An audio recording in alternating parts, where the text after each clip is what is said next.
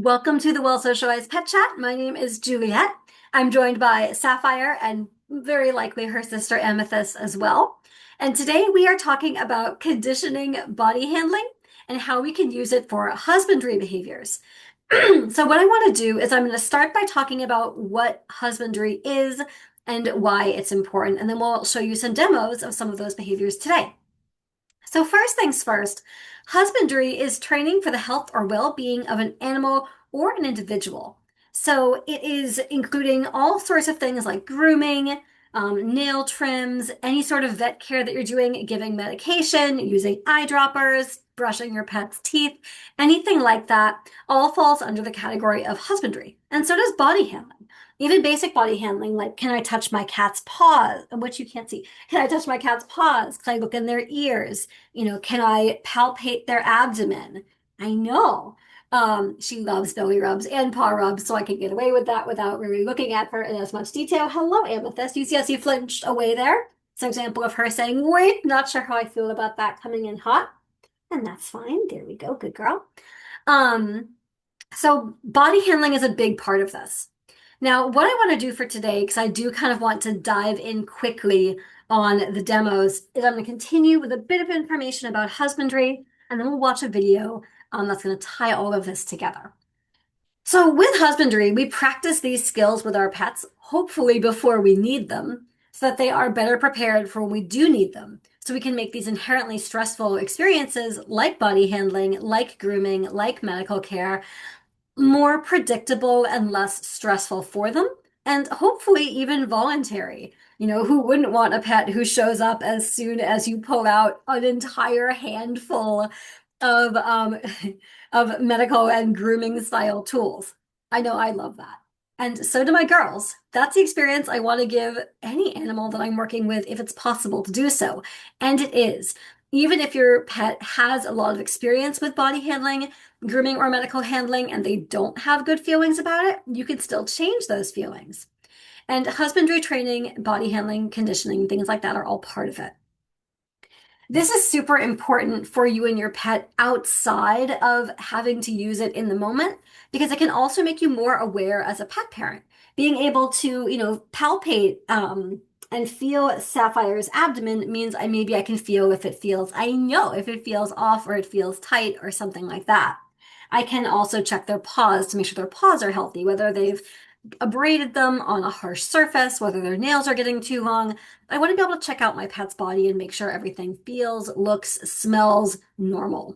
That's really, really important. We can get ahead of a lot of medical and grooming challenges by just staying on top of it and being able to regularly and comfortably inspect all over our pets' bodies. Really, really important. Okay, so we're going to start again by talking about, by sharing a video and talking about a concept called choice. Now, giving animals choices in the work that we're doing, particularly around body handling and behavioral medical husbandry, can make such a massive difference in how we get to that voluntary fear and force-free place. So you're not going to see any handling in the video I'm about to share with you, and you're actually not going to see any dogs or cats. You're going to see animals living in a zoo because this video is filmed by a brilliant animal trainer and at the time zookeeper named Peta Clark. So let's go ahead and watch this. And as we go through this video, I want you to kind of pay attention to some of the signals, some of the body language signals and cues that the animals in these videos might be giving off. They might look a little bit familiar. You'll see hesitation and like fidgeting and looking away and like lifting a leg and doing different things like that that you'll also see your dogs and cats do when they're feeling a little bit unsure or uncomfortable or hesitant or maybe excited. You'll see all of those same signals. And that's one of the really cool things about body language is it's pretty universal. It's one of the universal languages our animals use to tell us what's going on. So being able to notice and read those signals can help us make this experience easier for them. So here we go. One of the greatest lessons I've learnt from training exotic animals, like this bush stone curlew, a nocturnal bird of Central Australia, is the importance of giving an animal choice. Choice gives control, and control builds confidence in your animal. When you remove as much force from your repertoire as is safe for the animal and the trainer, a whole level of new reinforcers opens up to you because the animal will always choose what behavior is most reinforcing to it at the moment. I want to pause there. An animal will always choose to do what behavior is most reinforcing to it at the moment. That is so important. Our pets are always showing us what they need or what they want. So I could offer my cats, oh, you heard it. I could offer them one type of treat or I could offer them a different type of treat and their responses will be different. I could also offer affection or praise or playtime, and all of those things are rewarding. But if I'm asking them to do hard things, maybe what's rewarding is taking a break or doing something easy in the middle of that hard request. I can offer my pet all different types of rewards, and what they need will be what is most rewarding for them. So as you'll see in just a moment, with this beautiful example with this bird, rewards aren't always what we think of as rewards. They could be, again, taking a break, moving away, doing something different, etc. Here we're training our bush stone curlew to go into a pet pack. Obviously, eventually the pet pack will have a door on it, but at the moment we know that the most reinforcing thing for him is to actually be able to escape the pet pack should he need to. When he goes in, he'll be given reinforcement of mouse and bugs, all those sorts of food reinforcers that he likes, but we don't want to give him a situation where he feels so threatened because he's going to be locked in the pet pack that he doesn't want to go into the pet pack even for his most favourite kinds of food. Now, at first glance, this can seem pretty counterproductive. We want him to stay in the pet pack and we are letting him come out when he wants to. How does this work? Well, he gets the choice of the reinforcer he wants. Both the food reinforcer and the chance to leave the pet pack reinforce the behavior of staying in the pet pack. And when we give the animal this choice of which reinforcer they need at any given moment, in a pretty short time, we can't get them out of the pet pack. And this is exactly what we want. We want not only to build a behavior, but we also want to build a level of confidence and understanding in our animal that we're never going to force them or threaten them in any way. This way we build confidence not only in the behavior, but also we build the relationship of trust that we so desperately need when we're working free flight birds and other exotic animals in a zoological situation. Good bird. Okay, so that first clip will be similar to what you're going to see here with my girls today. Watch for if and how they take breaks during any of the demoing that we're doing. You probably won't see them take too many. They might take more breaks from each other than they do the skills that we're working on. But watch for things like that. This next clip I'm going to introduce really briefly. It's a really neat example of how we can modify a training session to meet our learner where they're at. We go into every session with a plan. My plan today is to show you how to use pill guns and maybe an oral syringe and maybe a toothbrush and maybe an eyedropper. And my girls might decide they want to do all of those things or none of those things. I think they'll want to do some of them though, given what I'm seeing today. But I have to work with them where they are. 5 minutes from now, they may decide they're over waiting for me to do training. So I always have to meet them where they're at, even if that means changing my plans. And here's a great example of that. The choices that our animals make often can give us as trainers really important information as to how they are feeling about what we are asking them to do at that very moment. Here our leopard seal tells us that she's really feeling a little bit uncomfortable today, which meant that we did not take the steps we had planned to before starting the training session. While she had been going really well and hadn't balked at the transport crate as she did just then in the video for a long time, she did today, and we're all reminded that we all have bad days, even if you're a leopard seal. It's really important to remember that, just like us, animals are constantly forming emotional associations. How an animal feels about what you are asking it to do is going to make things either much harder or much easier. I want to pause there again. How they feel about what we are asking them to do is going to make something much harder or much easier. I want to make things that I know are going to be hard easier for my pets. So I'm making sure I'm meeting them where they're at, and then I'm building these behaviors in such a way that they're enthusiastic about it, like you're seeing here with my girls. That's really the goal. Because if they feel good about what I'm asking for now, when they're healthy and they're doing well, it means I have a better chance of actually achieving these behaviors when they're not feeling well and they may not be as food motivated. They may not, want to be touched. So it's really important when we're working on these things to take that into consideration and really try to make these hard things feel better for our pets by working with them where they're at in that moment. The foundation of feeling plays a key role in the behaviour both we and our animals perform at any moment. So, going back and helping Brooke with a target stick ensured that in the next session we were able to take our previously planned step of closing the door for just a few moments at a time while she remained relaxed and comfortable. So, how do our animals tell us what is most reinforcing in any moment? Body language is key. All animals will orientate towards the point of reinforcement. Watching this video of Jacob Brown, a long-billed corella, that's a type of cockatoo found in Australia, you can clearly see how his body posture and balance of weight changes from the beginning of the video to the end. At the start of the video, he's leaning away. All of his energy is away from the scary skateboard. That's fine. He has control and can choose to work to gain the sunflower seed, one type of reinforcer, or work to increase the distance between him and the skateboard, another kind of reinforcer. But watch as his fear reduces and his feelings about the situation and the scary skateboard change. Slowly but surely, his orientation changes. Where his overall body posture was orientated away from the skateboard at the start, by the end he is not only orientating towards it, he's going to be on it. And his body language is more determined and confident. While animals are not always as obvious as Jacob Brown is here, a good trainer will see the subtle shifts in body weight or the tiny movements of the head and respond accordingly. Being able to read these subtle cues is something that we can all learn by simply spending time observing animals.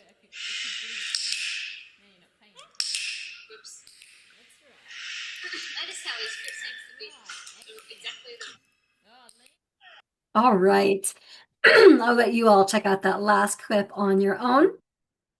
So as I said, no handling, no cats or dogs, but that concept of giving an animal a choice and autonomy over what they're doing and how they're doing it and when they're doing it and how they feel about it can make a huge impact on our training. So let's go ahead and we're going to introduce some training for our girls. And Amethyst is getting some water, but I'm quite sure she'll be back very quickly when she realizes what's about to go on. So what I'm going to do is figure out where I just put their flea medication. The answer is should be in my pouch. I know. So I'm going to clear this. Okay. So what we're going to do for today is I want to start by giving my girls some of their flea meds because they are due for them. So what I'm going to do is I have them all prepped because the last time I tried to do this on camera, not in a session, they got too excited because I wasn't prepared and moving fast enough for them. So you can see they're both right here. They're ready to go. We gave up on drinking water because we heard the sound of the medication package, and that's enough. That's the level of enthusiasm we want to see. So what I'm going to do, ideally, in this situation, is I'm going to prep my meds and I'm going to prime my girls. So what that means for us, I'm going to put this there. We're okay.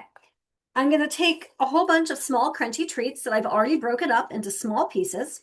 I'm going to take their pill gun that I've already conditioned them to take treats from so they know and love this exercise already. And what I like to do with my girls is I like to count out about 3 treats and I'll put them in the pill gun and I will ask them if they're not already giving it to me for a sit. They are both perfect. Sapphire's on her training mat, which I love. I'm going to start with Amethyst so she doesn't get too excitable. And we're going to offer a treat in the tip of that pill gun there, just like this. Well, there she goes. Now, something else I can do is if I know that the pills I'm giving today are flavored and they don't mind the flavor, but if I do have a cat who's more sensitive to those things, I can also take some churu, you are correct, or a similar type of treat and put a dab of it on the dry treat. So I'll do that. You're gonna have to wait. I know we're so impatient. Here's half. Sapphire.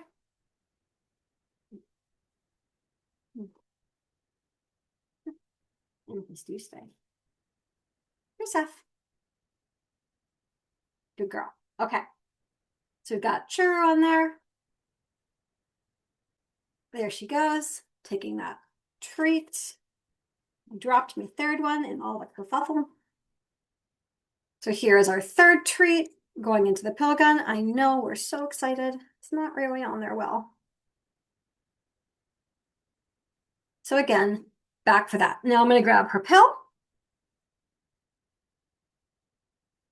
I know, I know. It's so exciting. Come here, come here. I've got it right here. Oh, oh, no, no, no, come here. Go. Amethyst. Good girl. Here, Sapphire. Can you move so I can see your sister? Here, Amethyst. Good girl. So we got the pill in there. And there's, oop, there, thank you. So the pill actually got stuck in the barrel of my pill gun there, but she didn't care. She went back and just took it anyway, which is exactly what I want to see. So we've done our pill. And now I'm going to just do 3 more treats because we can. And because if she didn't like the taste of that pill, I want to end it where she still wants to stay here and do this behavior. There she goes. Beautiful. It's exactly what I want. You are being so patient, Sapphire. I am honestly stunned. Whoop. Oh God. And I've broken everything. Okay. That was incredible though. You didn't move for that. That is stunning. Good job. Okay. And we'll do one more just for good measure.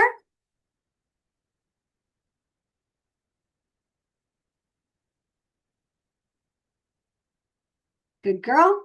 We're going to do the same thing with Miss Sapphire here because she has been waiting so patiently, and that is remarkably hard for her. So I'm very proud.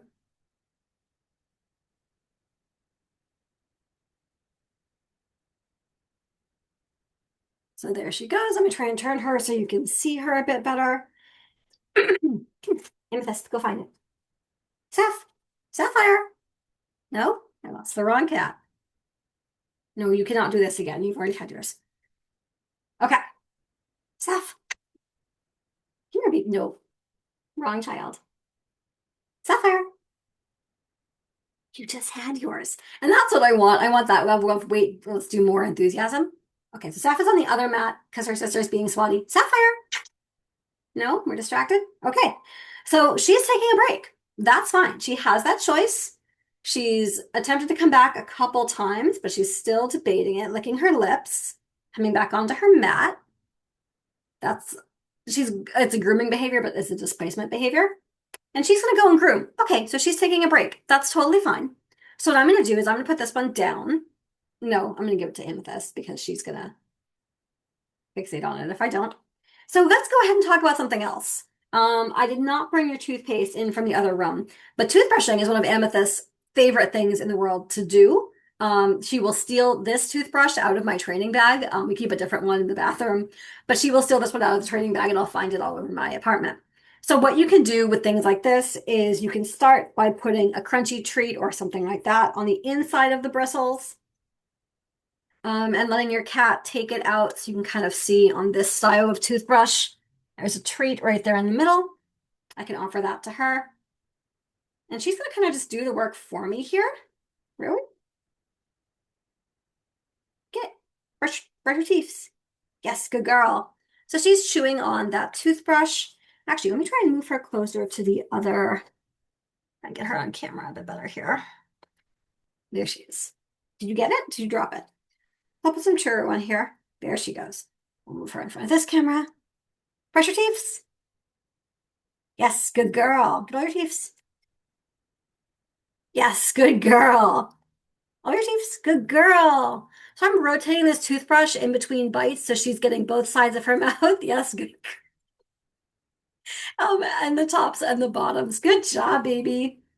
So that's what I want to see is again a cat who's very enthusiastic. Oh my God. About these, excuse me, these types of behaviors that is so chewed on. So that's kind of what I want to do. I want to let my cat get used to this sort of a tool. There is no slowing this process down with Amethyst, by the way, so I can't show you like the earlier steps of it because she just does this all the time. That she is like up to here on how much of this toothbrush is in her mouth. This cat loves this game. So there's all sorts of things like that I can build. What else should we practice? I want to practice oral meds. So for oral meds, I'm going to take a feeding syringe and some wet treats or wet food. If it's viscous, there's Sapphire. If it's viscous enough, and they will tell you what is rewarding for them. I'm going to put this. You can do this a couple different ways. This is definitely not the most effective way at the moment with the way this is open. So we're going to do this differently. Hi. This is what I should have prepped in advance. That's okay. I'm not going to do too much of it. So I can put some wet food in here. And then I know we're so excited. So excited, babies. I plunger in. When you're doing it from this direction, it can get a little bit messy. So just be careful as you're plunging out the air because you can occasionally shoot wet food all over everything. Speaking from experience, there we go. Okay. All right. You can see she's very excited. I'm going to hold this down here. Smaller camera is just not working with us today. 1 second, baby girl. Okay. Seth, can you sit?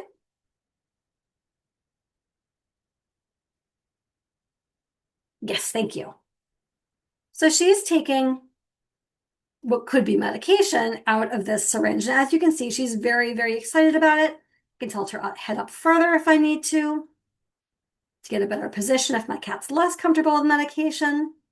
She's slow blinking at me as we go, which I love. Her eyes are relaxed. Her pupils aren't dilated. This is a happy cat with churu all over her face. Good job, baby. Nice. That was so delicious. Oh my God. You can lick the spoon. There you go. Go for it. Okay.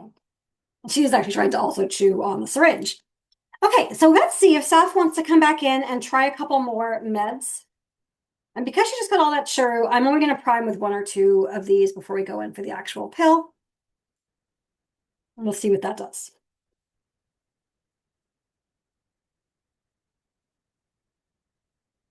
Sapphire. There she goes. So there's our treat. Oh, let me get our pill.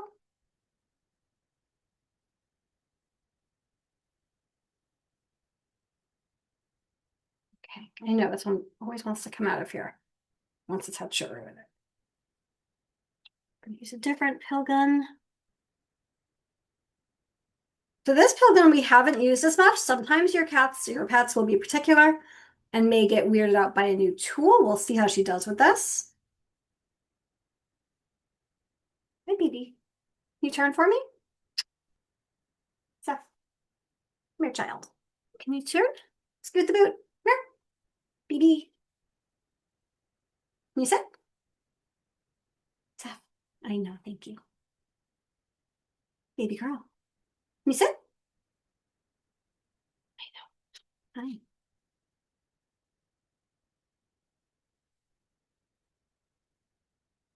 Yes, thank you. Good girl, I know. The new pill gun. Licking off the churu, leaning back a bit.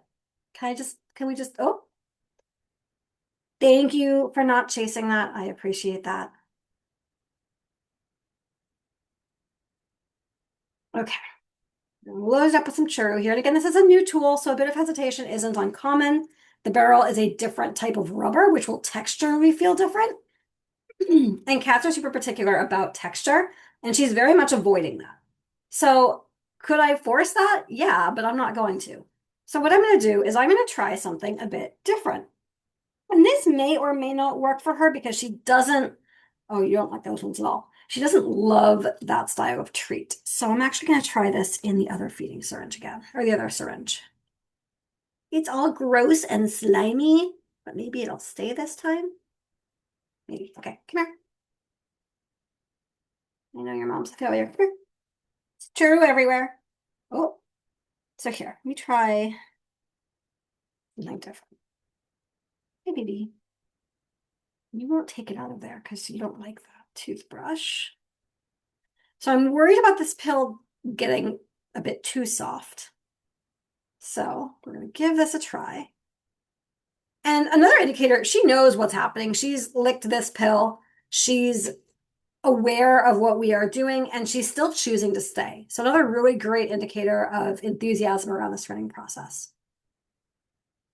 There we are. We are in. We have taken our pill. There we are. That was a great job, baby. Thank you. And I'm going to just give her a couple more treats because that was a weirder session for her. She did a great job.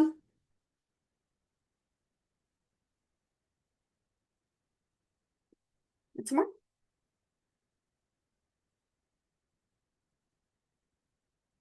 Now she's standing, which she doesn't normally do to take this. She's saying, no, I'm good. And that's fine. We don't need to do that. I can just give her that treat as a separate thing, and that's no problem. There you go, baby girl. Here, Amethyst. Can you help me? So those are just some different things I can practice. Now, because Saf is taking more breaks today, I'm probably not going to demo what it would look like to do eye drops above her head. But working with my cat where she's at that day. Sapphire, everyone, help me. You're my only hope. Come here. No? Okay. Any questions about those types of behaviors and how important they are for our pets? We're able to see how choice factored into all of that. Um, Working at my cat's pace, meeting them where they were at. Oh, you're such a good girl. Here. Good job. All right. Very good. Well, I hope these are skills that you will continue working on with your pets and looking into building with your pets if you haven't done this before.